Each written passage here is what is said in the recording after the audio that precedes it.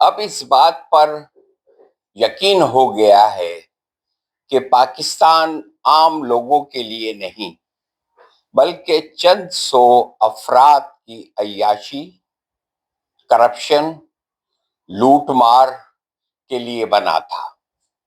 ان میں کرپٹ سیاستدان، بیوروکریٹس، افسران، سرمایہ دار، جاگیردار اور بلڈر شامل ہیں، اور جن کا ایک دوسرے کے ساتھ مکمل اتحاد و اتفاق ہے اور تعاون ہے۔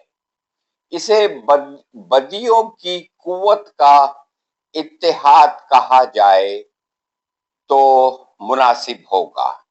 ان میں سے اگر کوئی ایک شخص احتساب یا کسی برے وقت کی گرفت میں آ جاتا ہے تو باقی سب مل کر اس کی مدد کے لیے دوڑ پڑتے ہیں۔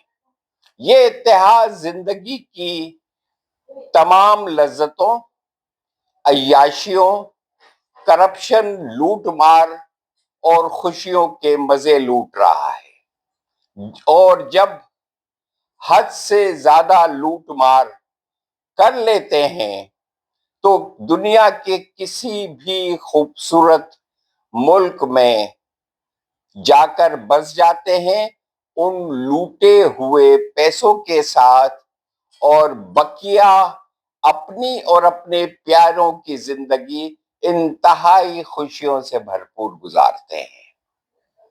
ان کی اولادیں بھی باہر کے تمام خوبصورت ترین ملکوں میں پڑھ رہی ہیں، اور جب وہ اپنی تعلیم مکمل کر لیتے ہیں تو پھر اسی ملک میں یا کسی دوسرے ملک میں بس جاتے ہیں۔ اور رہے ہم یعنی عام پاکستانی، جنہوں نے یہ سوچا اور سمجھا تھا کہ اب ہم نئے ملک میں جا کر خوشیوں بھری زندگی گزاریں، تو ان کے متعلق اگر ہم بات کریں تو آنکھوں سے خود بخود آنسو نکل پڑیں گے۔ ان کی یہ حالت ہے کہ وہ پیٹ بھر کے روٹی تک نہیں کھا پا رہے ہیں۔ بجلی اس قدر مہنگی ہے کہ مشکل سے چند گھنٹے پنکھا اور لائٹ جلا پاتے ہیں۔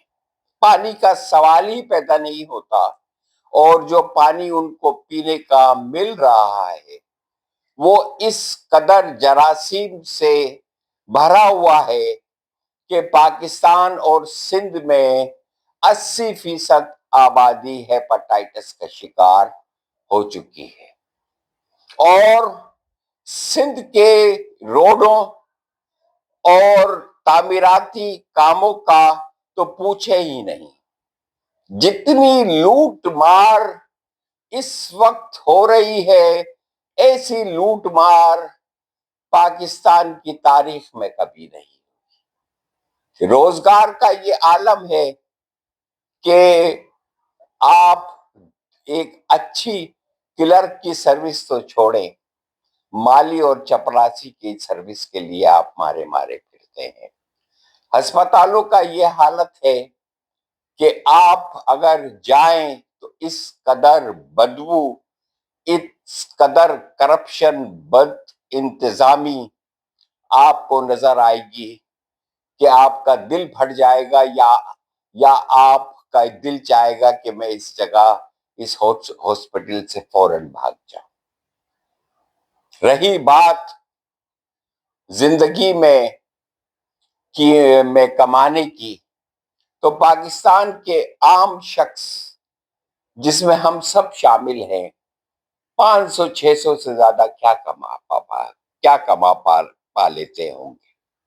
تو ظاہر سی بات ہے، اگر کوئی شخص یہ کہے یا ڈرائے کہ آپ کو گناہوں کی سزا آخرت میں دوزخ میں ملے گی، تو پھر اس بات سے کیا ڈرنا۔ یہ جو پاکستان ہے یہ دوزخ سے زیادہ بدترین شکل اختیار کر چکا ہے۔ عربی ادیب نہاد طاہر کہتا ہے وہ ہمیں ہر جگہ کرپشن اور بدعنوانی ختم کرنے کا کہتے ہیں، اور جب ہم کرپشن اور بدعنوانی ان کے چہروں، ان کے اعمال میں دیکھتے ہیں اور اس کو ٹھیک کرنے کا اشارہ کرتے ہیں تو وہ لومڑی کی طرح چالاکی کرتے ہیں اور کہتے ہیں کہ ہم ملک کے اندرونی محاذ پر انتشار نہیں چاہتے۔ یہ کسی ایک ملک یا کسی ایک دور کی کہانی نہیں، بلکہ ہر اس سماج کا نوحہ ہے جہاں اقتدار احتساب سے بالاتر ہے۔ میکاولی نے صدیوں پہلے اس بات کو سمجھ لیا تھا۔ اس نے کہا تھا کہ حکمران اکثر اخلاقیات کا لبادہ اوڑھ کر مفادات کی سیاست کرتے ہیں۔ جب حکمران کرپشن کے خلاف بیانیاں بناتے ہیں تو دراصل وہ ایک اخلاقی برتری کا ڈھونگ رچاتے ہیں تاکہ عوام کو یہ یقین دلایا جا سکے کہ خرابی کہیں اور نہیں، ان کے اپنے دامن میں نہیں ہے، بلکہ اس پورے نظام میں ہے۔ حکمرانوں کے لیے سچ بولنا جرم نہیں، سب سے بڑا خطرہ ہے، کیونکہ سچ اقتدار کے چہرے سے نقاب اتار دیتا ہے۔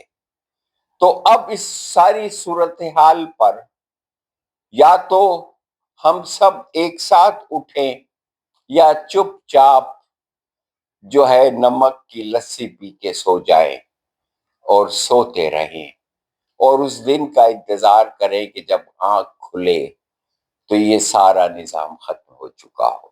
خدا حافظ۔